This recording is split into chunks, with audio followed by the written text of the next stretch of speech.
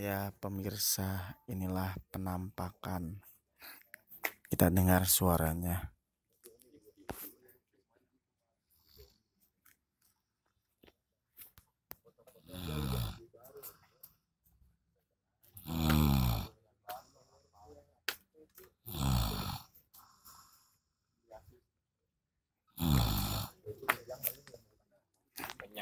Ya, cukup sekian.